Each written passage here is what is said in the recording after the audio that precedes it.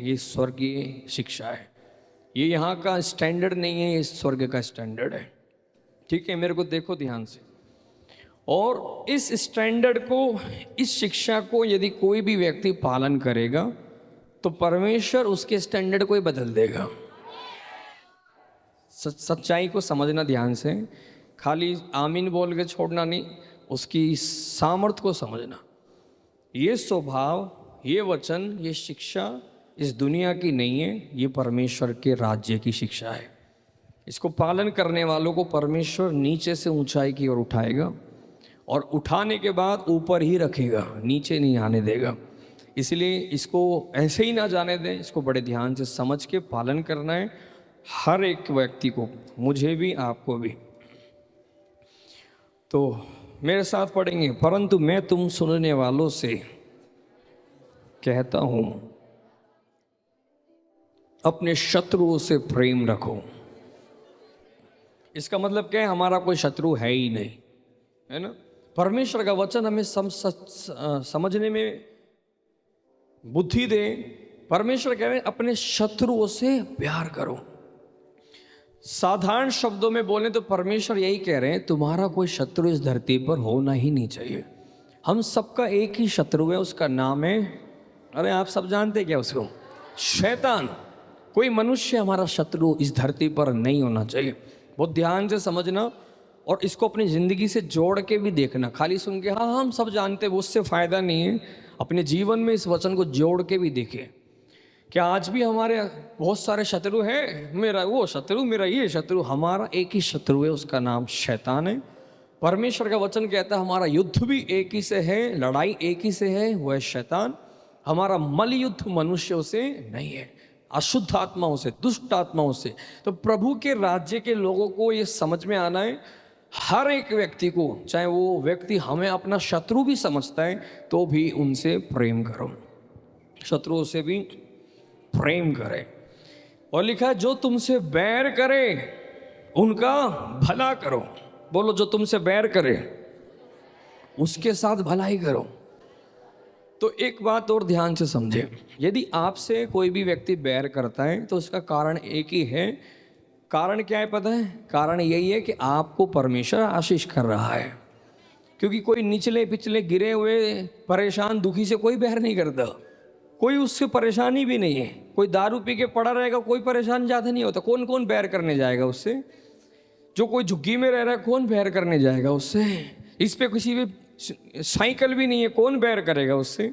लेकिन जिस व्यक्ति को आज परमेश्वर अच्छा घर भी दे दिया, अच्छी गाड़ी दे दी, अच्छी नौकरी दे दी, अच्छी पत्नी दे दी और बच्चे आशीषित हो रहे हैं, ये ऊंचाई की ओर जा रहे हैं, तो अपने ही साथ के चलने वालों को हमसे थोड़ा सा बैर आने लग जाता है। तो कभी भी इसमें परेशान मत होना जब लोग आपसे बैर करें। ये तो आपके लिए एक चिन्ह है, परमेश्वर आपको उठा रहा है। यूसुफ के अपने ही भाई उससे बैर करने लगे। उसका कारण क्या था? यूसुफ को उन्हीं भाइयों में से प्रभु ने सबसे ऊंचे पर उठाया, तो इसलिए तो वो बैर कर रहे थे। अगर वो उन्हीं के लेवल पर रहता तो भाई बैर ही नहीं करते। समझ में आ रहा है? दाऊद से लोग क्यों नफरत करने लगे, बैर करने लगा शाऊल राजा? परमेश्वर उसको ऊंचाई की ओर ले जा रहे थे, इसलिए वो उससे बैर करने लग गया। तो हमें ये समझ में आना है, दूसरे हमसे बैर करेंगे, पक्का होगा, पक्का होगा। मुझसे भी सब लोग प्यार करते होंगे, मुझे तो पता नहीं, आप लोग करते मुझे पता है।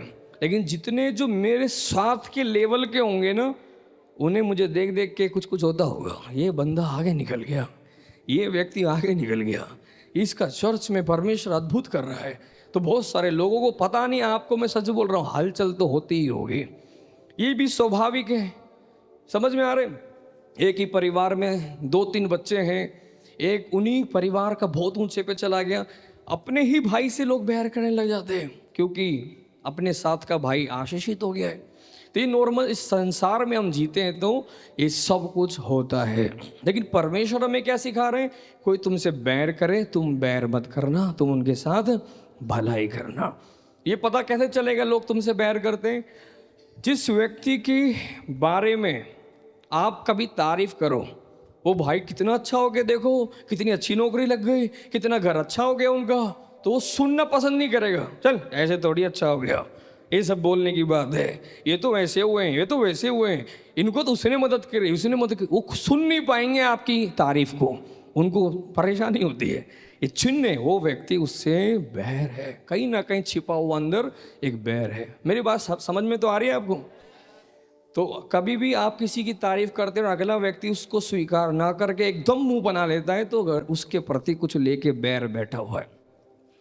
हम बाइबल में देखते हैं, अय्यूब को परमेश्वर आशीष कर रहे थे, और अय्यूब को जब परमेश्वर ने इतना आशीष किया, शैतान ने जाकर क्या बोला परमेश्वर को, इसको तूने इतना आशीष किया हुआ इसलिए तुझसे ये प्यार करता है।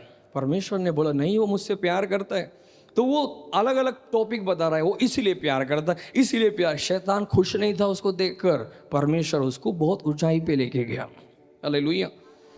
तो आज भी इस संसार में हम जिएंगे तो पहले से मेंटली प्रिपेयर रहें कि संभावना है लोग हमसे बैर करें, इसलिए तो लिखा हुआ है।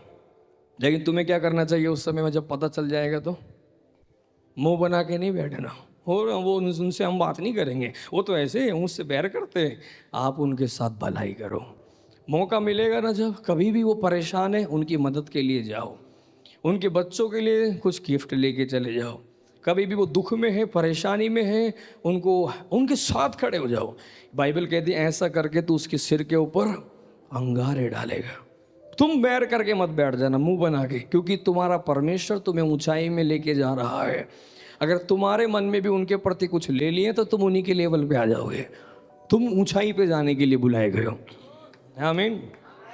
समझ में आ रहा है? इस वचन को जैसे लिखा है वैसे ही पालन करना है। ये हमारे लिए रिक्वेस्ट नहीं है, ये ऑप्शन नहीं है, परमेश्वर की आज्ञा है। उनके साथ भलाई ही करना है। तैयार है करने के लिए? ठीक है, हालेलुया। बोलो यीशु मसीह की। जो तुम्हें श्राप दे उनको आशीष देना। बहुत बार होगा, कई बार लोग हमें श्राप दे दें, हमें गलत शब्द बोले, तेरा तो कभी अच्छा ही नहीं होगा, देख लियो, तेरा ये हो जाए वो। लेकिन आप याद रखना, हम परमेश्वर के बच्चे, हमें परमेश्वर ने ऊंचाई के लिए बुलाया, आशीष के लिए बुलाया, इसलिए मेरे मुंह से गलत शब्द नहीं निकलना। हम श्राप के बदले भी आशीष ही देना है। आमीन। पक्का? सोते सोते बोल रहे कि आमीन।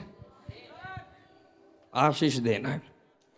फिर आगे बड़ी अद्भुत बात लिखी है, ध्यान से एक एक बात को समझें, फिर हम इस मेन टॉपिक पे आएंगे जो आज हमें पढ़ना है। 30 वचन ये लिखा है, जो तुम्हारा अपमान करे उनके लिए प्रार्थना करो। बहुत बार ऐसा होता है जब हम इस संसार में हैं, बहुत सारे लोग आपको और हमें अपमान भी करते हैं कभी किया है? वो स्वाभाविक सी बात है। हमारे देश के अंदर खास तौर से पत्नी को सबके सामने पति बोल देगा चली जा, मारूंगा नहीं तो। अरे कोई आदर नहीं है, सबके सामने कुछ भी बोल देते हैं। होता है कि नहीं होता है? अपने आप में बड़ा दुख आता है सबके सामने। कई बार माता पिता बच्चों को सबके सामने कुछ भी बोल देते हैं, उन्हें भी बहुत दुख आता है। कई बार हमें लगता है, लेकिन बच्चों को बहुत उसमें हर्ट होता है। कई बार चर्च में हो सकता है कोई आपको अपमान कर दे, कुछ भी कर दे, लेकिन परमेश्वर ने हमें क्या बोला पता है? तुम वहाँ मुंह फुला के मत बैठ जाना। मेरा तो सबके सामने ऐसे बोला, मुझे सबके सामने उसने ऐसे बोल दिया, मैं बात नहीं करूँगा, मैं नहीं जाऊँगा, मैं नहीं मिलूँगा। प्रभु कह रहे तो उसके लिए प्रार्थना कर, प्रभु इसे आशीष करना, प्रभु इसे थोड़ी बुद्धि दे देना, इसका भी जीवन अच्छा बना देना। परमेश्वर आप भला परमेश्वर है। मेरी बात समझ में आ रहे हैं? यस यस तो बोल रहे हैं, अब हमें प्रैक्टिकल करना है। हालेलुया। जो कोई भी तुम्हारा अपमान करे उनके साथ मुंह फुलाना नहीं, उनको उनके लिए प्रार्थना करे। मैं जब इसको पढ़ रहा था, मेरे से परमेश्वर ऐसे बोल रहे थे, ऐसे ही करना है, इधर से उधर थोड़ा सा भी अपना दिमाग नहीं चलाना है, एग्जैक्ट यही करे। तब परमेश्वर तुम्हें दिखाएगा, परमेश्वर कैसे तुम्हें बढ़ाएगा, तुम्हें आशीष करेगा। हालेलुया। परमेश्वर, कल परसों की बात है, मेरे से परमेश्वर प्रार्थना के समय में एक बात कर रहे थे। अपने चर्च के लोगों को थोड़ा ध्यान से देखो। कुछ सालों पहले इनमें से बहुत ऐसे थे जो किराए के घर में रहते थे, लेकिन आज इनमें से बहुतों को परमेश्वर ने अपना रहने के लिए घर दे दिया है। दिया है आप में से कितने लोगों को परमेश्वर ने इन दिनों में अपने घर दिया है? तो कितने सारे लोग हैं जिनको परमेश्वर ने घर दे दिया। हर सेशन में बहुत लोगों के हाथ खड़े हुए और प्रभु मुझसे बोल रहे थे काफ़ी सारे लोग थे इनके पास साइकिल भी नहीं थी, आज गाड़ियाँ हैं। एक नहीं, किसी किसी के पास दो दो गाड़ियाँ हैं परमेश्वर के राज्य में जीने के बाद। तो ये एक साइन है, आप परमेश्वर के साथ कुछ ही साल चले, तुम्हारा जीवन को परमेश्वर ने बदलना शुरू किया। फिर भी गाड़ी के पीछे, मकान के पीछे, धन के पीछे नहीं जाना, परमेश्वर के ही पीछे चलते रहना। ये तो 4-5 साल में थोड़ी सी एक शुरुआत करी है परमेश्वर ने। बस परमेश्वर के साथ ईमानदारी से इन वचनों का पालन करते हुए जियोगे, आज से 10-15 साल बाद आप सोच नहीं सकते प्रभु हमें कहाँ ले जाएगा। अलग ही फिल्म होगी, किसी की फिर बड़ी अपनी कोई फैक्ट्री होगी, किसी की बहुत बड़ी कोई कंपनी होगी, कोई बहुत बड़ा बिजनेसमैन होगा, लेवल परमेश्वर उठा देगा। फिर भी अपने यीशु के साथ रहना, फिर भी इस वचन का पालन करना, नम्र रहना। क्यों परमेश्वर सिखा रहे हैं ये बातें? ध्यान से इधर देखो। अपमान किसी का कर दिया और उसको गुस्सा बहुत आ गया, इसका अर्थ सीधा सीधा है इस व्यक्ति में घमंड भरा हुआ है। ईगो हर्ट हो जाती है, मुझे उसके सामने ही बोला अब नहीं छोड़ूंगा तुझे, सबके सामने मुझे बोला मेरी कोई इज्जत नहीं है क्या? ये ईगो है। परमेश्वर चाहते हैं भाई साहब ये घमंड खत्म होना चाहिए। अगर तुम्हें परमेश्वर और ऊंचाई पे ले जाना है, आप दिखा दो। सबके सामने भी बेइज्जती करने के बाद भी मेरे को कोई प्रॉब्लम नहीं है, मैं प्रार्थना करने जा रहा हूँ। ये साइन है घमंड खत्म हो रहा है और परमेश्वर ऐसे लोगों को उठाता है। समझ में आ रहा है क्या? बाइबल कहती है झगड़े रगड़े केवल अहंकार से होते हैं। केवल एक ही पॉइंट है, घमंड। आपके घर में झगड़े होते हैं, कोई और कारण नहीं होगा, घमंड। एक व्यक्ति की जो ईगो घमंड छेड़ देता है ना कोई, उसको झगड़ा करने के लिए फिर मन आ जाता है। और परमेश्वर का वचन कहता है झगड़े बांध के छेद के समान है। डैम होता है ना, उसके पीछे क्या है? पानी है। कितना पानी होता है? बहुत पानी होता है। किसी ने देखा नहीं, मैंने विल्सन को एक वीडियो भेजी थी, इस भाई ने आपके लिए तैयार नहीं करी। इसको भाई को जल्दी प्रभु ऐसे जल्दी तैयार करके आपको दिखा देंगे।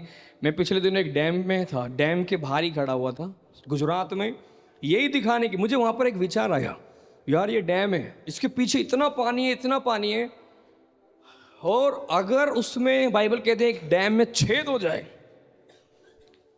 तो धीरे धीरे वो पानी आते जाते थे पूरी जगह बना लेगा। और डैम को तोड़कर जब वो पानी आएगा तो पूरे शहर को बहा के ले जाएगा। मिनटों में बड़ा सा शहर एकदम पानी में डूब जाता है। पता चलता है सब के सब डूब गए, बड़े बड़े घर डूब गए, बड़ी बड़ी गाड़ियां तैर रही हैं। तो इसे लिखा झगड़े भी ऐसे ही हैं। अगर जैसे ही शुरुआत हुई है उसको भर दो, छेद को बंद कर दो। अगर नहीं बंद किया तो पता नहीं है ये बड़े अच्छे अच्छे घरों को बहा के ले जाएंगे। सारा धन दौलत गाड़ी जो आज जिसके लिए हम घमंड कर रहे हैं सब बह जाएगा। झगड़े रगड़े ऐसे, और उसका कारण क्या है? ईगो, घमंड। सुन रहे क्या? हालेलुया। तो घमंड को परमेश्वर खत्म करने के लिए ही ये सिखा रहे हैं, भाई साहब कोई भी आपका अपमान करे आप उनके लिए सिर्फ प्रार्थना करो, आप गुस्सा ना करना, बदला ना लेना।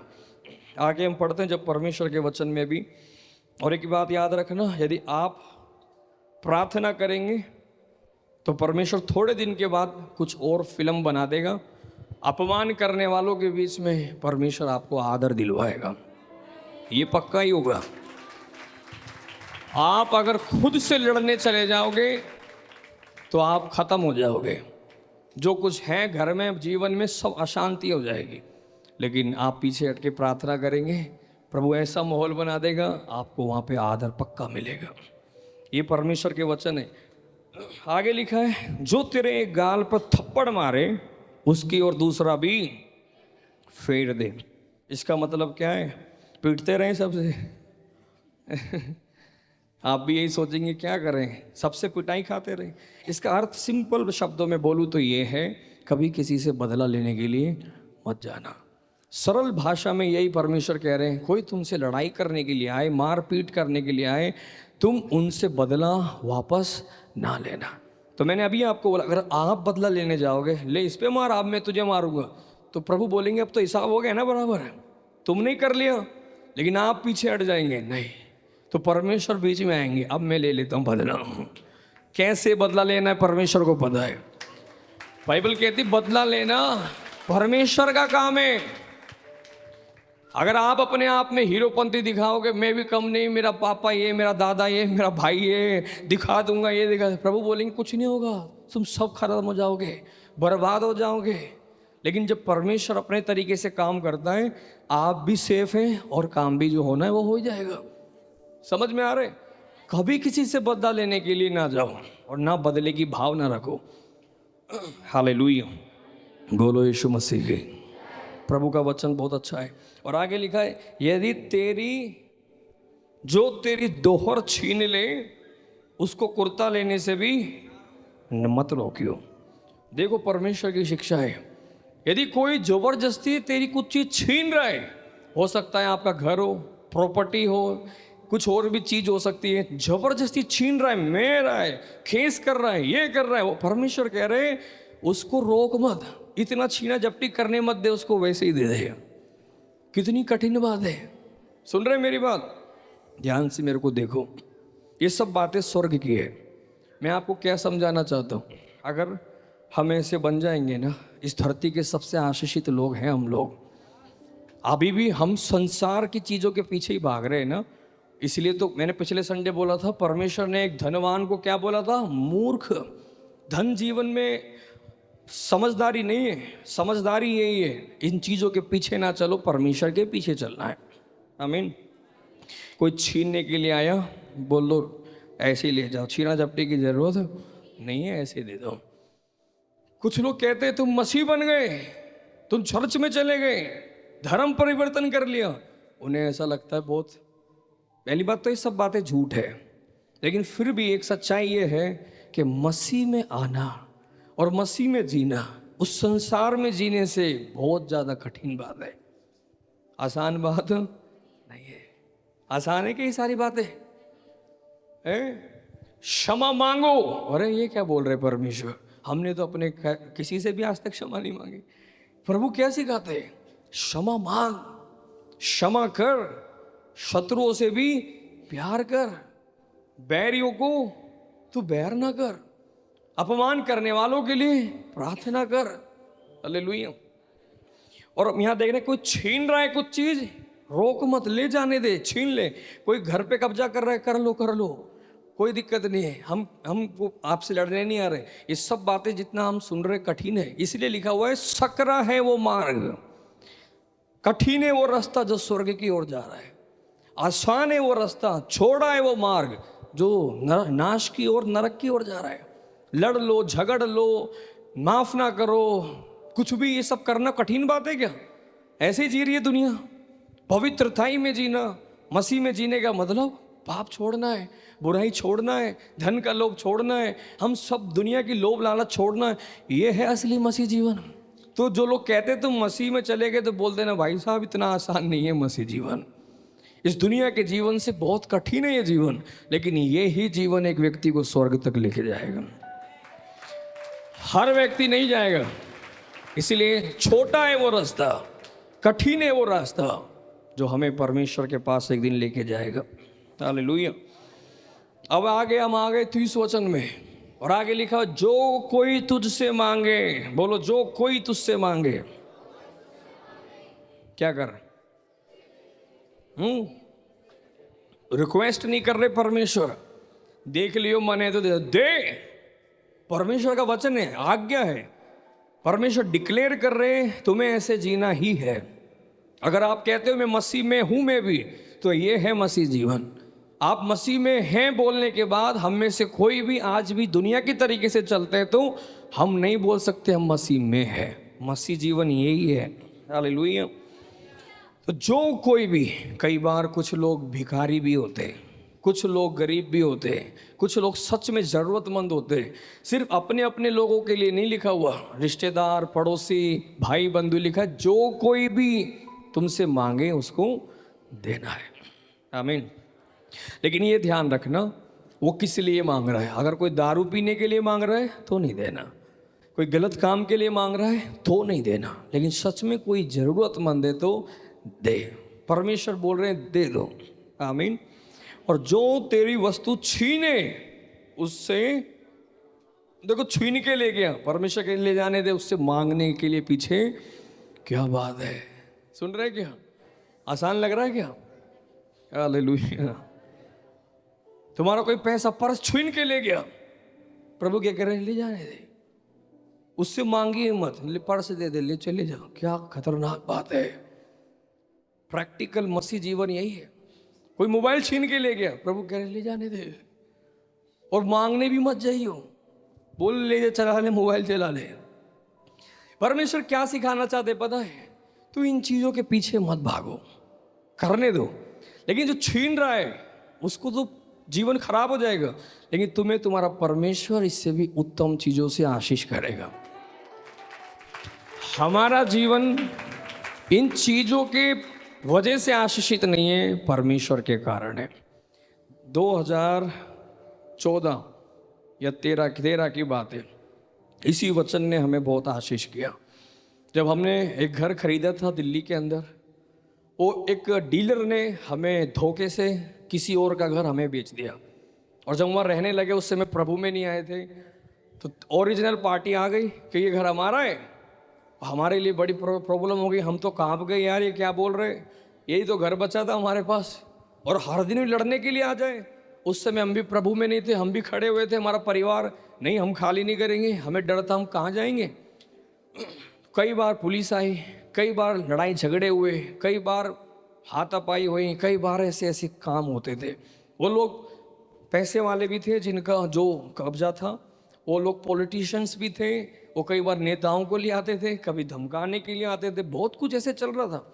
हम भी प्रभु में नहीं थे तो डरते नहीं थे, उस समय तो लड़ने को तैयार थे हम सब लोग। लेकिन जब प्रभु में आए, एक दिन पढ़ते पढ़ते बाइबल में हमारे परिवार में हमने ये वचन पढ़ा, क्या लिखा हुआ है? जो तेरी वस्तु छीन ले उससे ना मांग, दे दे। हमें परमेश्वर ने ये वचन समझने में बुद्धि दी। हमने परिवार में सबने निर्णय लिया, अब ये घर उनके हाथों में दे देंगे। फिर थाने में जाके पापा ने लिख दिया, अब से इस घर को हम खाली कर रहे हैं, ये उनके हाथ में दे रहे हैं। बड़ा कठिन बात थी, एक घर अपना देना आसान बात नहीं है। हमने वो घर कैसे दिया हमें ही मालूम है, और अपने ही घर के सामने हम किराए पर चले गए, सिर्फ ये वचन पालन करने के लिए। प्रभु ने मांग बोला, जो छीन रहा है उसको दे दे, मत मांग। उस समय में ना काम है, ना पैसा है, ना वो एक ही घर है जो कुछ है, और वो भी ये वचन ऐसा आ गया सामने, छीनने वाले को दे दे और मांगियो भी मत। दे दिया, किराए पे चले गए, आज तक भी किराए पर ही रह रहे। कितने साल हो गए, कितना किराया भी बढ़ गया, दुख भी आ जाता है कभी कभी, कितना आजकल घरों का किराया बढ़ गया, कितना कठिन है इस धरती पर जीना भी आज के टाइम में।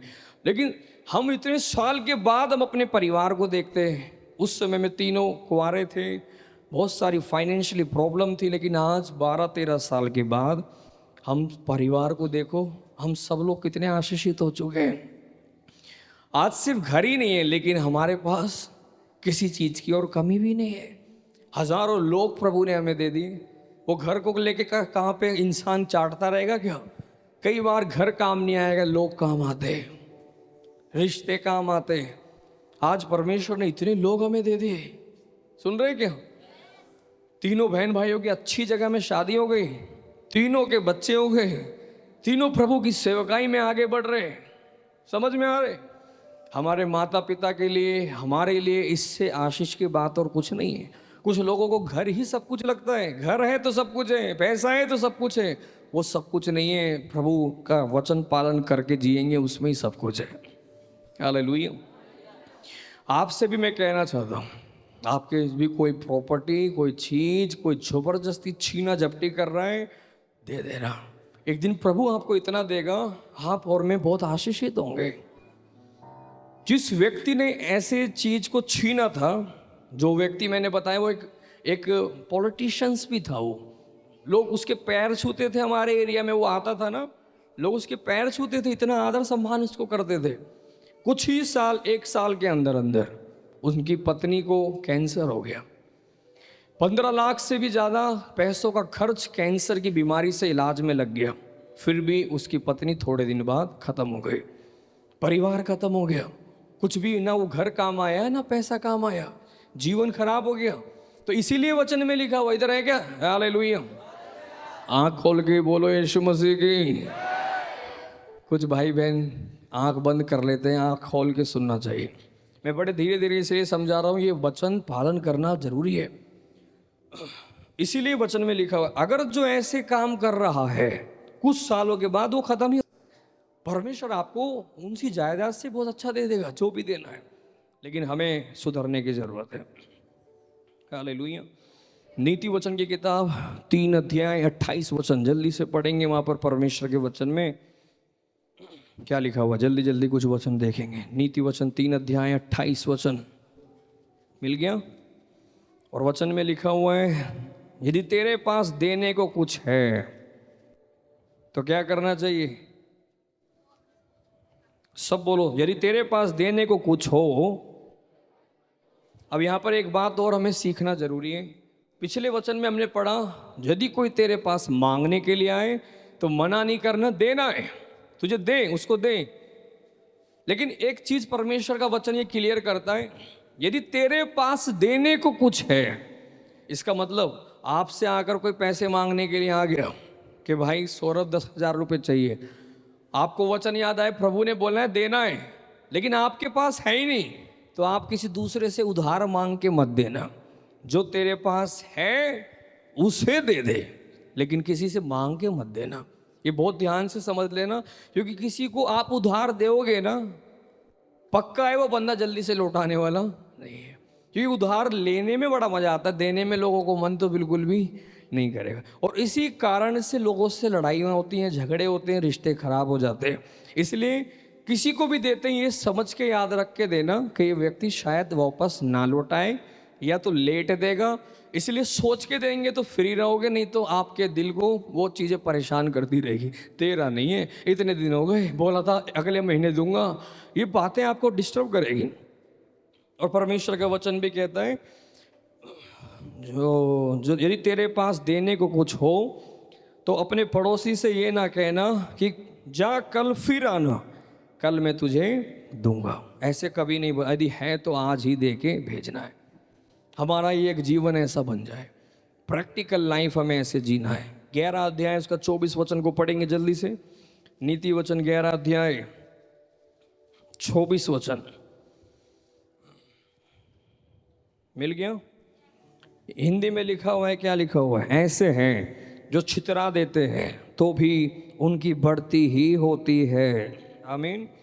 इंग्लिश में लिखा है, a man may give freely and still his wealth will be increased. यदि एक व्यक्ति को देने में कोई प्रॉब्लम नहीं है, वो ऐसे ही देता है। कोई भी उसके पास मांगने के लिए आए, ज़रूरत के लिए आए, वो व्यक्ति देने में फ्री माइंड है, कभी उसके बारे में सोचता नहीं, परेशान नहीं होता। तो परमेश्वर का वचन कहता है ऐसे लोगों की जीवन में फाइनेंशियली बढ़ोतरी ही होती चली जाएगी। आमीन।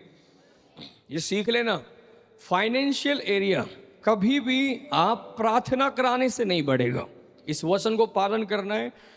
एक व्यक्ति बनो जो देने में हमेशा उत्साहित रहे, बोने में उत्साहित रहे।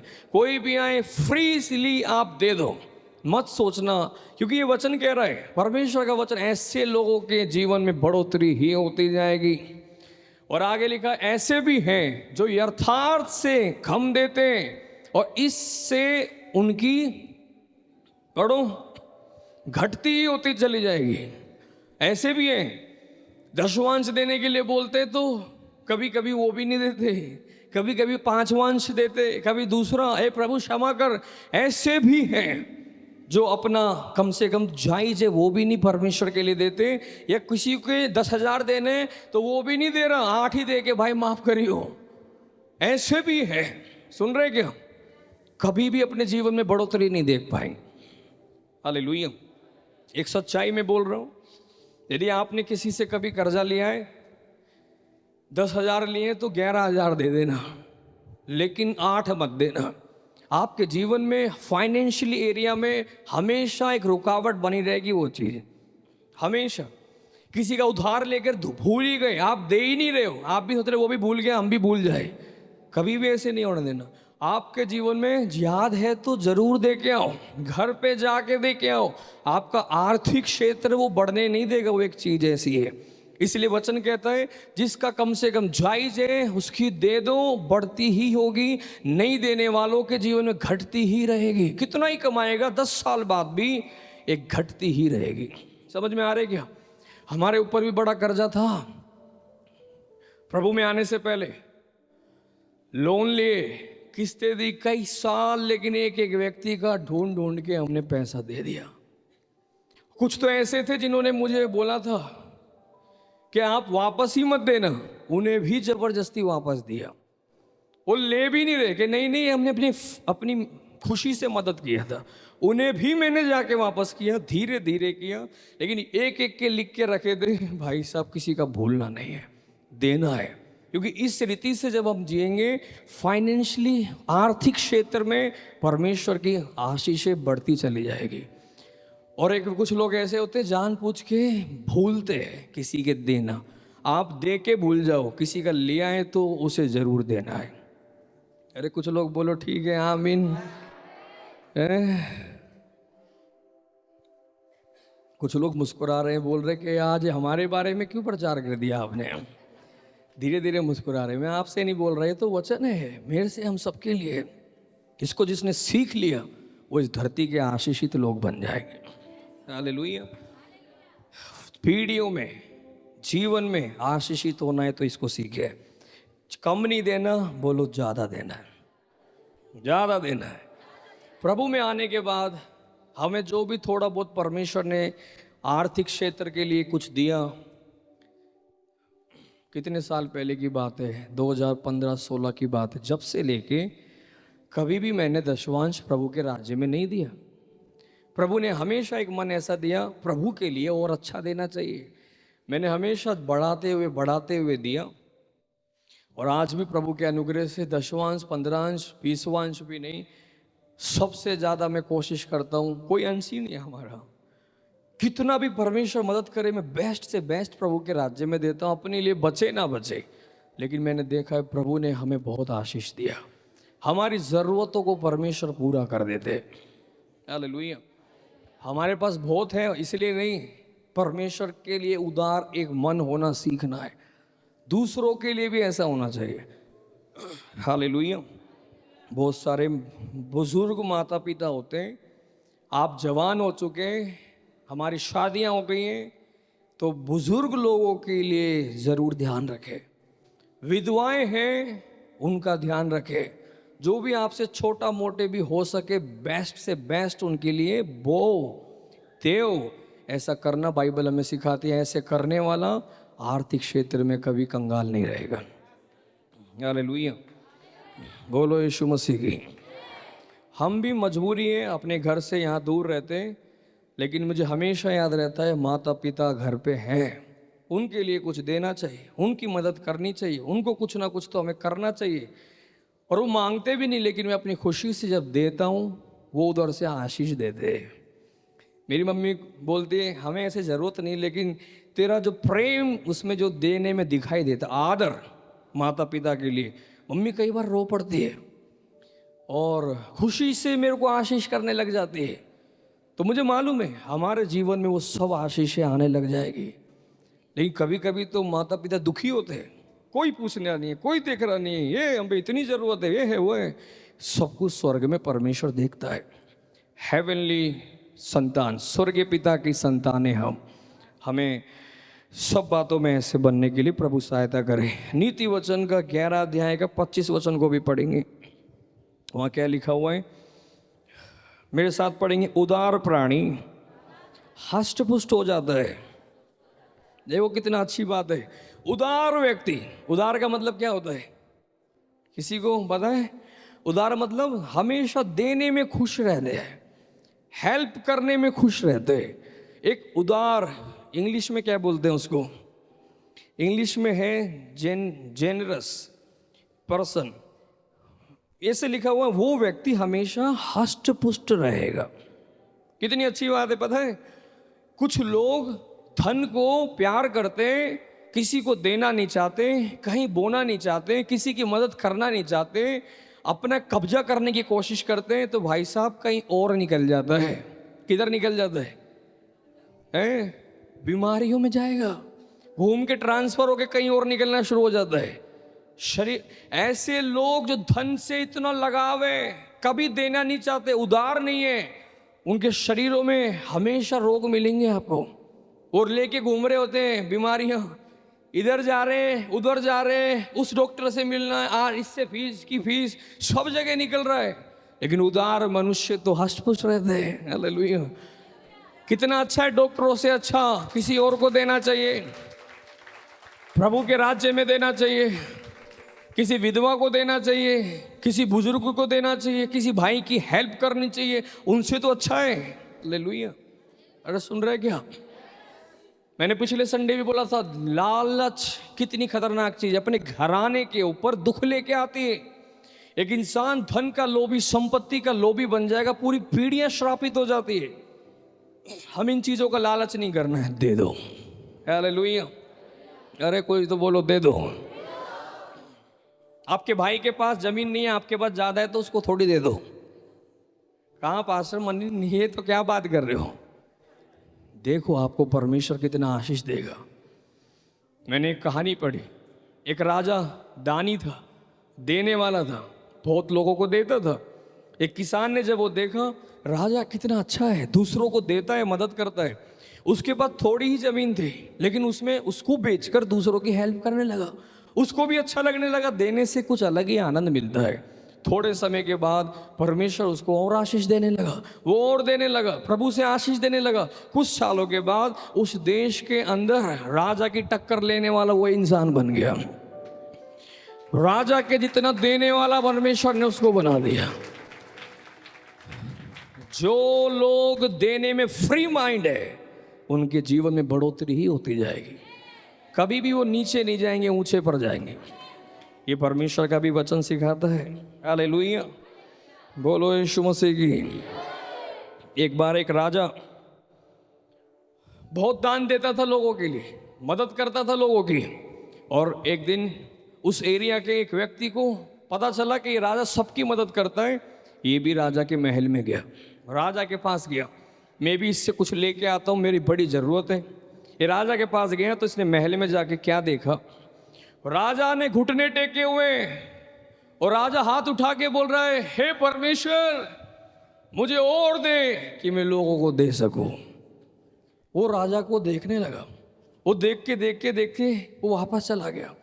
तो बाहर जिन लोगों ने उसको अंदर भेजा था वो पूछे कि वापस आगे मिले बिना। उसने बोला मैं खड़ा खड़ा देख रहा था।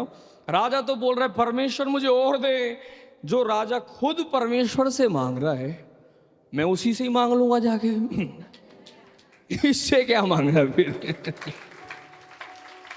सीधा मैं भी परमेश्वर से ही ना मांग लूं, इससे क्यों भीख मांगने के लिए आऊं। कुछ लोग सीखते हैं, कुछ लोग समझदार हो जाते हैं। हालेलुया। मैं आपसे भी कहना चाहता हूं, इस धरती पे आज जितने भी लोग आशीषित है, ये खुद से आशीष नहीं है, इनको परमेश्वर ने आशीष किया है।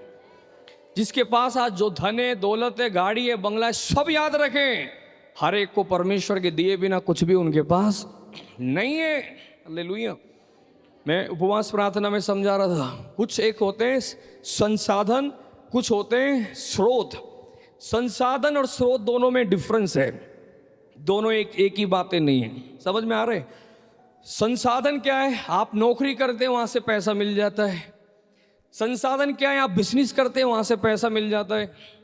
यदि आपने किसी भाई से मदद मांगी, भाई ने मदद किया, ये सब संसाधन है। लेकिन इन सब का स्रोत परमेश्वर है। समझ में आ रहे?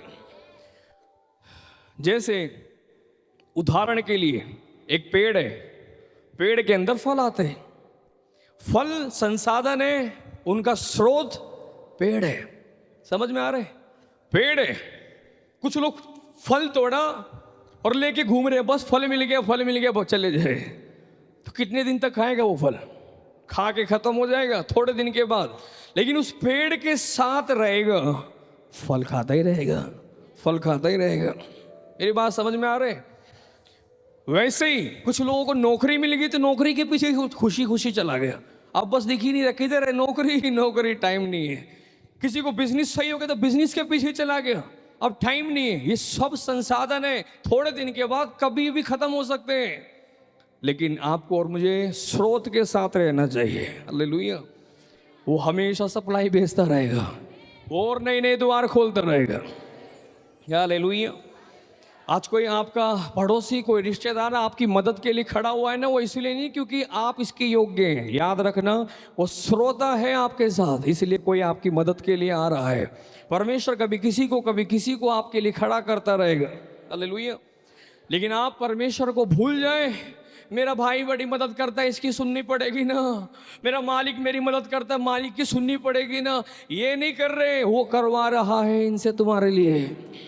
प्रभु को ताली बजा के धन्यवाद करें।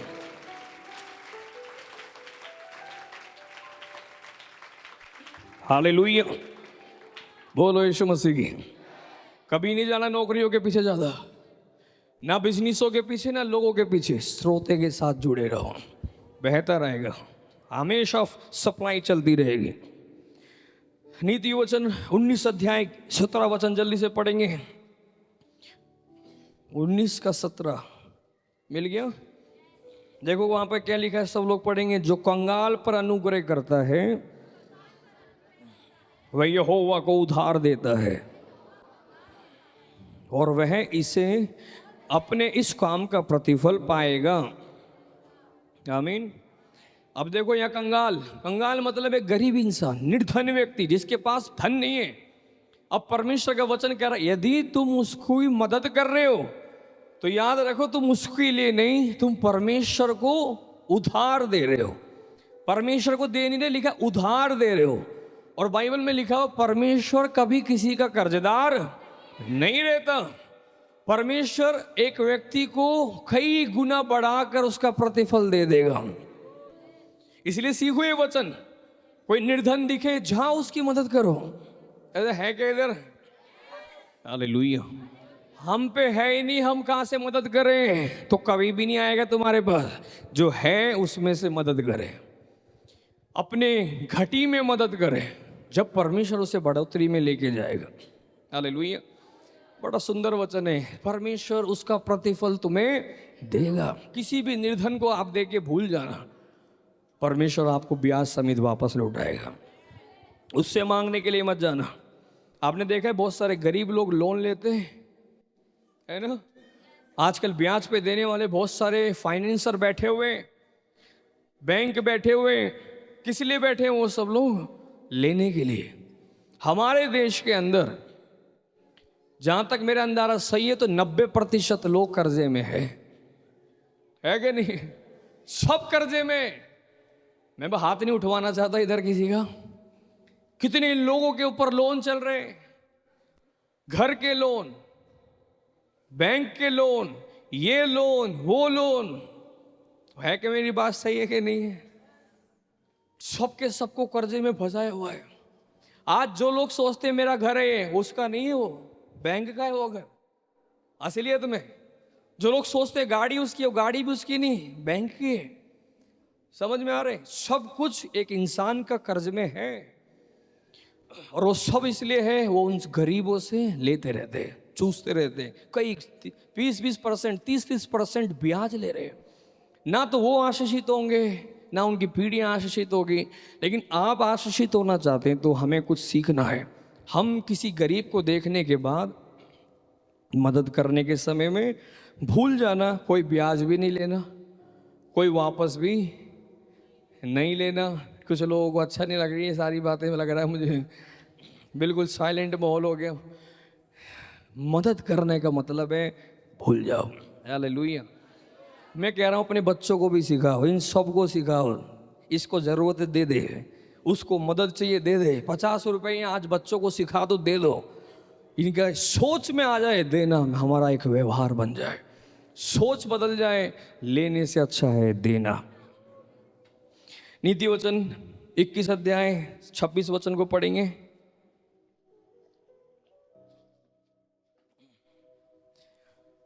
मिल गया?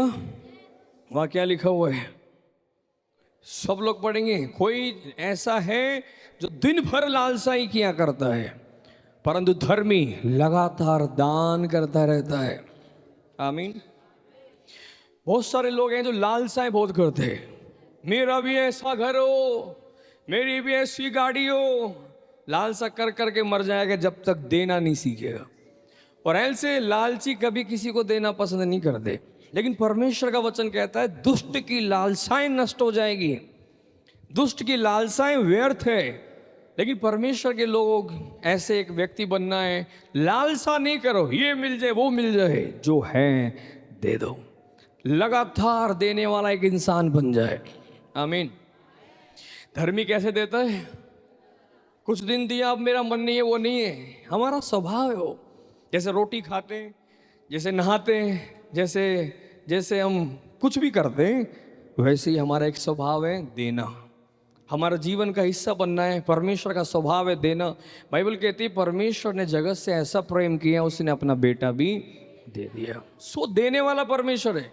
अपनी जान भी दे दी, अपना खून दे दिया, हमारे लिए दिया ही है परमेश्वर ने। अब हमें भी सिखा रहे हैं, मेरे बच्चों ऐसे ही बन जाओ, दे दो। बड़ो पड़ोसी को देना सीखना है। हालेलुया। नीति वचन 22 अध्याय 9 वचन देखेंगे जल्दी से। नीति वचन 22:9। इस सेशन में थोड़ा समय था, इसलिए मैंने थोड़ा ध्यान से आराम से आपसे बात किया। क्या लिखा हुआ? दया करने वाले पर आशीषें फलने लग जाती है, क्योंकि वे कंगाल को किधर से दे रहा है? अपनी रोटी में से दे रहा है। क्या बात है! इसका मतलब बहुत रोटी नहीं है उसके पास, अपनी है, वो अपने लायक ही है, फिर भी उसमें से कंगाल को देखा तो उसको अपनी रोटी में से दे दिया। क्योंकि कंगाल को वो अपनी रोटी में से दे रहा है, इसलिए उसके ऊपर आशीषें फलने लग जाएगी।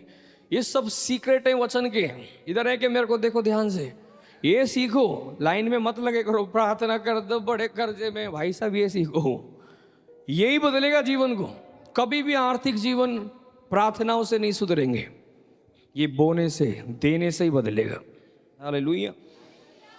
सब मेरे साथ फिर से पढ़ेंगे। दया करने वाले पर आशीषें फलेगी, क्योंकि वो अपनी रोटी में से दूसरों को भी देते, अपनी ही सैलरी में से दूसरों को भी मदद करते, अपने ही राशन में से दूसरों को भी दे देते। कितना सुंदर है ऐसा एक जीवन। ऐसा जी के देखो, आनंद अलग ही होता है। अपने अपने लिए जीने वाले नहीं, दूसरों के साथ शेयरिंग वाला एक इंसान बन जाए। हालेलुया। प्रभु का वचन हमें बुद्धि दे। जल्दी से आप मेरे साथ पढ़ेंगे प्रेरितों की किताब 20 अध्याय उसका 35 वचन स्क्रीन पर डालेंगे जल्दी से, और हम प्रार्थना में आगे बढ़ेंगे। मिल गया? मैंने तुम्हें सब कुछ करके दिखाया कि इस रीति से परिश्रम करते हुए निर्बलों को संभालो, और प्रभु यीशु की बातें स्मरण रखना अवश्य है कि उसने आप ही कहा है। क्या? सब बोलो, लेने से देना धन्य है। परमेश्वर ने आप ही कहा है, लेने से देना धन्य है। लेना नहीं, बोलो देना धन्य है। आशीषित कौन है? लेने वाला नहीं है, देने वाला है। लूका की किताब 6 अध्याय फिर से एक बार देखें, वहां पर यीशु मसीह ने बोला गया एक सुंदर वचन। जल्दी उसका मेरे साथ पढ़ेंगे जल्दी से 38 वचन 38। यीशु मसीह ने खुद सिखाया, मेरे साथ बोलेंगे दिया करो। सब बोलो दिया करो तो तुम्हें भी दिया जाएगा। सिंपल सी बात है, बहुत सिंपल है। दिया करो, पहले तुम्हें नहीं दिया जाएगा, पहले तुम दिया करो। सबके लिए दिया करो, जहां मौका लगे दिया करो। फिर लिखा है तुम्हें भी दिया जाएगा। लोग कैसे देंगे फिर? बोलो, लोग पूरा नाप दबा दबा कर, हिला हिला के। इसका मतलब क्या होता है? कभी आपने देखा कनस्तर में आटा डालते तो कैसे करते? दबाते, फिर थोड़ा सा हिलाते, फिर डाल देते। पहले लगता भर गया, लेकिन लोग और भी भर देते। कैसे भरते? हिला हिला के, दबा दबा के, हिला हिला के, दबा दबा के। आटे के कनस्तर के अंदर जगह बना लेते हैं और कितना आटा और डाल देते हैं। फिर वो कितना सोचा था उससे ज्यादा आटा भर दिया उसके अंदर। परमेश्वर कह रहे हैं लोग तुम्हें ऐसे देने लग जाएंगे, हिला हिला के, दबा दबा के। ये आपका और हमारा जीवन का अनुभव होना चाहिए। जब तक एक इंसान देना नहीं सीखेगा ये वचन उसके लिए कभी पूरा नहीं होगा। दिया करो, लोग तुम्हें पूरा नाप दबा दबा के, हिला हिला के, उभारता हुआ तुम्हारी गोद में डालेंगे। आमीन। क्योंकि जिस नाप से, सब बोलो, तुम नापते हो उसी से तुम्हारे लिए नापा जाएगा। ये बड़ा साफ साफ लिखा हुआ है। आप जिस नाप से नाप रहे हो उसी नाप से नापा जाएगा। आप किसी के लिए कभी नहीं देते, नहीं देगा कोई आपके लिए, और ना परमेश्वर करेगा कुछ आपके लिए। आर्थिक क्षेत्र में आपने अगर कुछ किया है तो परमेश्वर भी नाप ले लेगा उतना, उससे अधिक देकर ही आपको आशीष करेगा। दशवांश के बारे में क्या लिखा हुआ है? वो परमेश्वर तुम्हें 30 गुना, 60 गुना और 100 गुना आशीष करेगा। परमेश्वर नाप नाप के, दबा दबा के, हिला हिला के देगा। लेकिन बड़ा सिंपल है, जिस नाप से तुम नाप रहे हो ना आज, उसी से तुम्हारे लिए नापेगा, इससे ज्यादा नहीं होगा। अपना नाप बढ़ा दो, प्रभु का नाप भी बढ़ने लग जाएगा। हालेलुया। बोलो, अपना नाप बढ़ा दो, सोच बढ़ा दो, परमेश्वर तुम्हें बढ़ाएगा। हालेलुया। और हम प्रार्थना करने के लिए जा रहे हैं। मैंने इस फास्टिंग प्रेयर में एक बात बोला था, इसी विषय को हम अगले संडे भी सीखेंगे और कुछ संडे तक सीखेंगे। हमें तो आशीषित होकर आगे बढ़ते जाना है। इस धरती के ऊपर बहुत सारे लोगों के पास एक शब्द आपने सुना होगा, वो शब्द है, हमारे पास समय नहीं है। समय भी देने वाला एक चीज है। जैसे परमेश्वर ने सिखाया धन के बारे में, दिया करो, टाइम भी ऐसा ही है, दिया करो। इस विषय को हम अगले संडे सीखेंगे, लेकिन आज थोड़ा सा मैं बताकर प्रभु भोज में जाएंगे। ध्यान से सुने। बहुत सारे लोग कहते हैं समय नहीं है हमारे पास, समय नहीं है हमारे पास, प्रार्थना के लिए समय नहीं, चर्च के लिए समय नहीं, किसी की मदद के लिए समय नहीं, कहीं जाना है समय नहीं, कभी समय नहीं है उनके पास। लेकिन एक सच्चाई में आपको बोलना चाहता हूं, यदि आप अपना समय परमेश्वर के उपस्थिति में कम से कम 1-2 घंटे हर दिन दोगे, और आप कुछ समय के बाद देखोगे, आप बोलोगे मेरे पास तो समय है। और आप बोलेंगे क्या हो गया, समय बढ़ गया क्या? समय बढ़ा नहीं। परमेश्वर आपके लाइफ के टाइम में भी ऐसी ब्लेसिंग देगा कि फालतू के सारी चीजें जो समय खराब कर रही थी हटती जाएंगी। आप फ्री फ्री रहने लग जाओगे। उसी टाइम के अंदर आप बहुत कुछ करने लग जाओगे। हालेलुया। ये एक रहस्य है। और जो लोग परमेश्वर की उपस्थिति में, परमेश्वर के राज्य में थोड़ा सा भी समय नहीं दे सकते, उनकी सबकी यही शिकायत है, समय नहीं है हमारे पास, समय नहीं है हमारे पास। क्या कर रहे हो भाई, तुम्हारे पास समय नहीं है? कौन से बड़े बिजनेस कर रहे हो? हालात तो वहीं के वहीं है, फिर भी ऐसे क्यों बोल रहे हो समय नहीं? और बात भी सही है, तुम समय नहीं है तुम्हारे पास। कुछ बहनें घर में ही है, कुछ काम नहीं करती हैं, फिर भी समय नहीं है। क्या करते हो? घर के काम में पूरा दिन। क्या इतना बड़ा लाइफ का बहुमूल्य समय इन्हीं कामों के लिए?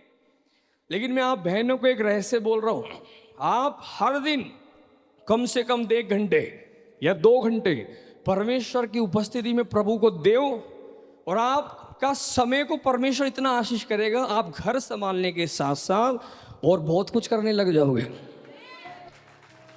बाइबल उसकी गवाह है। बाइबल में प्रभु को समय देने वाली स्त्रियों ने राजाओं को सलाह दी है, राजाओं को चलाया है। दबोरा जैसी एक स्त्री। हालेलुया। आज मैंने सुबह बताया था और यूथ मीटिंग में भी मैंने सिखाया था, एक परमेश्वर का एक दास जिसका नाम था सर आइजैक न्यूटन। कितने लोगों ने सुना है उसके बारे में? एक भी बंदे ने नहीं सुना। सारे पढ़े लिखे यहीं पे बैठे मुझे लग रहा। हालेलुया। आइजैक न्यूटन का नाम सुना नहीं है तो आज थोड़ा सा कुछ बता के आपके लिए प्रार्थना करेंगे। 16 ईस्वी के अंदर एक व्यक्ति सर आइजैक न्यूटन एक महान वैज्ञानिक रहे। उन्होंने बचपन से ही जो बातें मैं आपको सिखा रहा हूं, इधर ध्यान दे सुनना, ऐसी ही शिक्षाओं को पाकर वो प्रभु में बड़े हुए बालकपन से ही।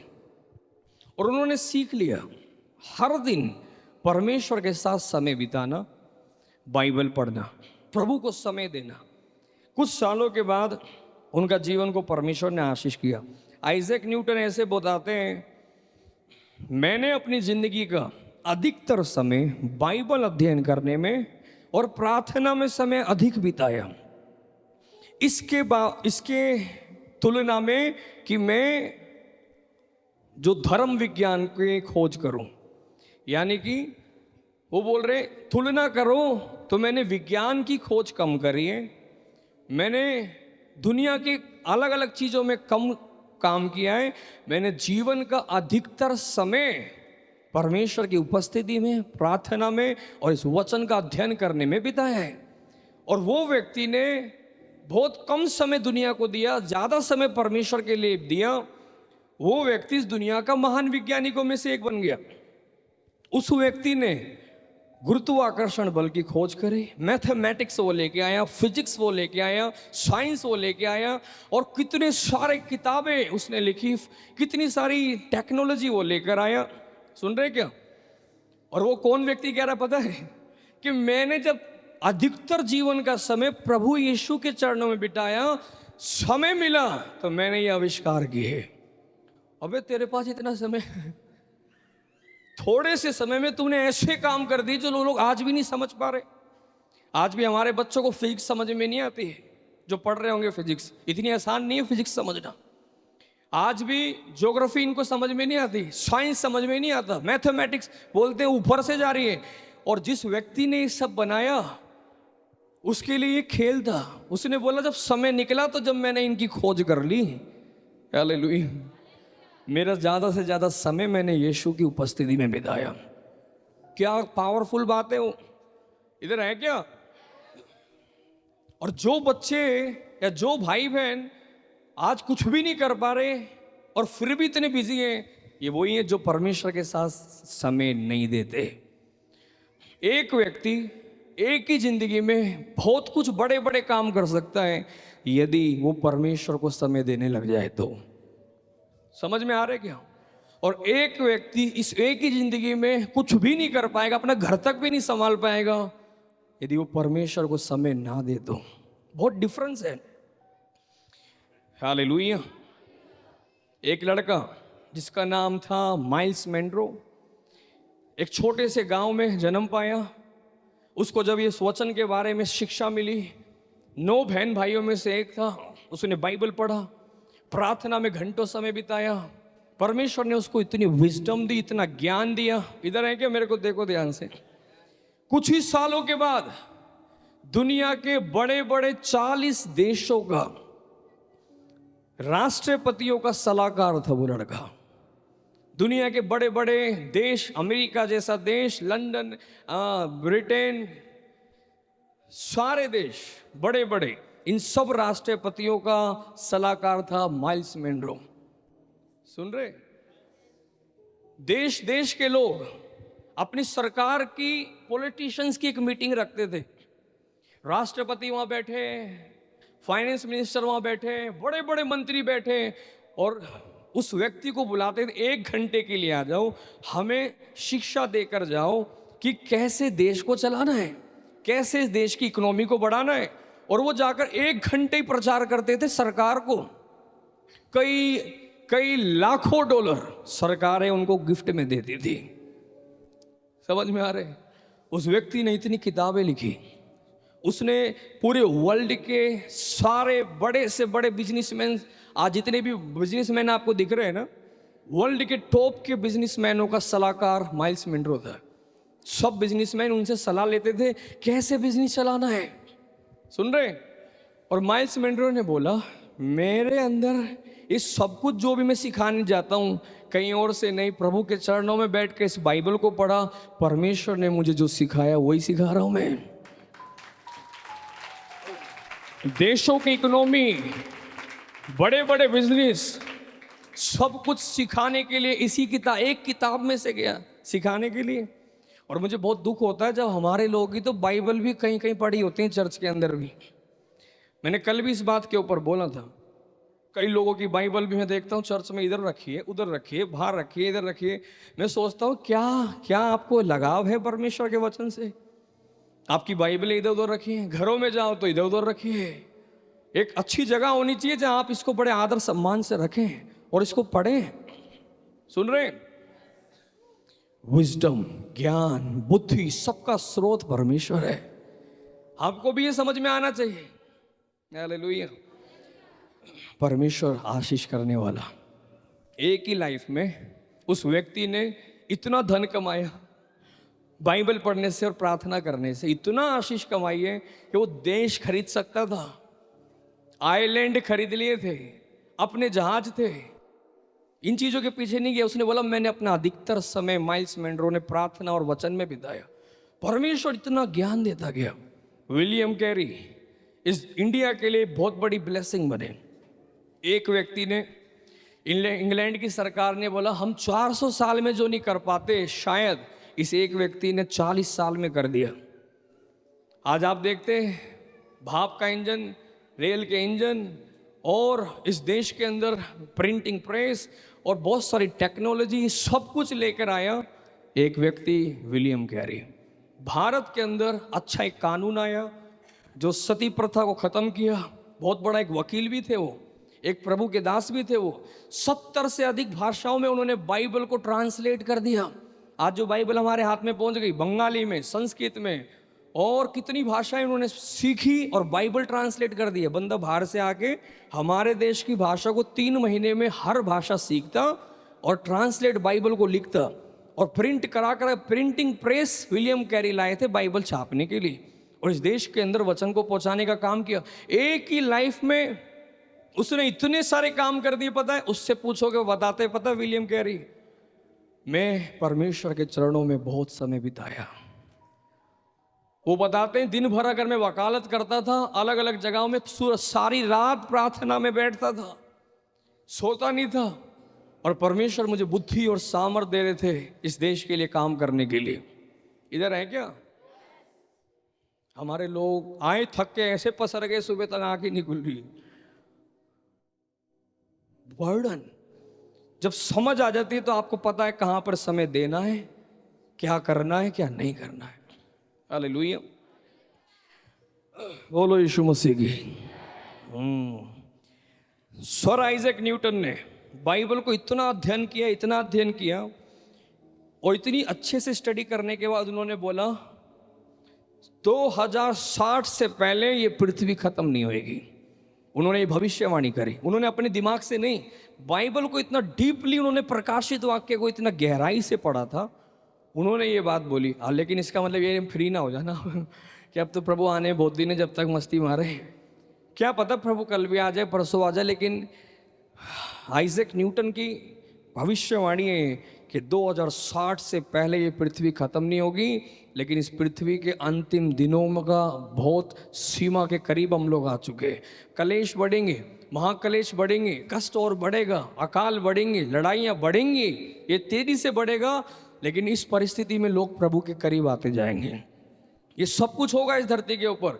2060 प्रकाशित वाक्य के अनुसार पृथ्वी खत्म हो जाएगी, सारी भविष्यवाणियां बाइबल की समाप्त हो जाएगी। उस व्यक्ति ने बाइबल को स्टडी करके ये सब चीजें समझी है। सुन रहे हैं? और आइजैक न्यूटन ने बोला परमेश्वर ने मुझे सिखाया साइंस और बाइबल अलग नहीं है, बल्कि विज्ञान वचन को और अच्छे से समझाने का एक अच्छा तरीका है। इसलिए उन्होंने विज्ञान की खोज करी थी। समझ में आ रहा है? इसलिए विज्ञान पढ़ो, अच्छी बात है, लेकिन इसलिए पढ़ो कि आप वचन और अच्छे से लोगों को सिखा सके। नौकरी मिल जाए मुझे तो इसलिए पढ़ रही हूँ मैं, तो ये सब नहीं था। उन सब का मकसद परमेश्वर के लिए जीना था। धन उनके पास था, आशीष अपने आप प्रभु दे रहे थे। बोलो यीशु मसीह की। हालेलुया। तो इस विषय को और गहराई से हम अगले संडे में सीखेंगे, लेकिन आज कम से कम मैं इतना बोल रहा हूँ। ये मैंने इसलिए छेड़ा आज कि बोना और देना, ना ही सिर्फ धन के बारे में बाइबल कहती, समय भी दो। परमेश्वर ने बोला कोई तुझे एक कोस जाने के लिए बोले, क्या करने के लिए बोला? 2 कोस चला जा। और क्या बोल रहे हैं प्रभु? समय दो दूसरे को। कितनी बड़ी बात परमेश्वर सिखा रहे। हम कहां से थे? हम पे टाइम ही नहीं है। टाइम निकालो दूसरे के लिए। कोई आपको बुला रहा है, हमें मदद चाहिए आपकी, जाओ। 1 किलोमीटर जाने के लिए बोल रहा है, 2 किलोमीटर जाओ। मतलब देखो, ये नहीं कह रहे 1 ही किलोमीटर करके तू बहुत बड़ा काम कर, 2 किलोमीटर चला जा, दे दे। परमेश्वर की संतान का स्वभाव यही है। कितनी गहरी बातें हैं। ऐसे एक जीवन जियो कि आपके लिए, आपके पास दूसरों के लिए समय होना चाहिए। सुन रहे हैं क्या? कुछ लोग बोलेंगे, पत्नियां बोलती हैं, पति भी बोलते हैं, हमारे पास परिवार के लिए भी टाइम नहीं है। तो तुम कर क्या रहे हो भाई? बच्चों के लिए टाइम नहीं है। मैं एक सच्चाई बोल रहा हूं, प्रार्थना करेंगे। अगर आज से आप ये समझ में आ रही है, हर दिन कम से कम 1 घंटा प्रभु के साथ बैठो। आप खुद देखोगे, आप काम भी कर पा रहे, आप परिवार को भी समय दे पा रहे हैं, बच्चों को भी समय दे पा रहे हैं, आप खेल कूद भी कर पा रहे हैं, आप रेस्ट में भी हैं, आप रिलैक्स में भी हैं, और आप बहुत कुछ कर पा रहे हैं। और बल्कि ज़्यादा समय आप ऐसी लगातार प्रभु के साथ बैठेंगे, कुछ सालों के बाद कहानी कुछ और हो जाएगी। वो एक ही व्यक्ति घर भी संभाल रहा होगा, बच्चे भी संभाल रहा होगा, बिजनेस संभाल रहा होगा, और पता नहीं क्या क्या कर रहा होगा। हजारों हजारों के लिए आशीष बन जाएगा। कहाँ पहुंच जाएगा पता नहीं है। अभी भी समय है। समय को सही जगह देना शुरू करें, लेकिन हमेशा दुनिया में नहीं। हालेलुया। कुछ समझ में आ रहा है क्या? सुधार हमें लाने की जरूरत है। आज से शिकायतें हमारी खत्म हो जाए। चर्च के लिए समय नहीं, प्रेयर के लिए समय नहीं, बाइबल पढ़ने के लिए समय नहीं। इस दुनिया के सबसे आशीषित लोग वो परमेश्वर के लिए समय दे रहे थे, और उनके पास इतना समय था कि वो दुनिया के लिए दे रहे थे। विलियम कैरी फ्री था क्या? इस देश की स्त्रियों के लिए लड़ाई कर रहे थे। वो एक बड़ा वकील भी थे, बिजनेसमैन भी थे, वकील और वैज्ञानिक भी थे, और वो बहुत कुछ काम कर रहे थे। लेकिन रात को प्रार्थना में बैठते थे, बाइबल भी ट्रांसलेट कर रहे थे, हमारे देश की भाषाएं भी सीख रहे थे। हमें नहीं आती होगी बंगाली, विलियम कैरी ने बंगाली, संस्कृत, उर्दू, हिंदी, सारी भाषा, ये 70 भाषाएं सीख ली, और बाइबल को पूरा पूरा लिख भी दिया एक ही व्यक्ति। हालेलुया।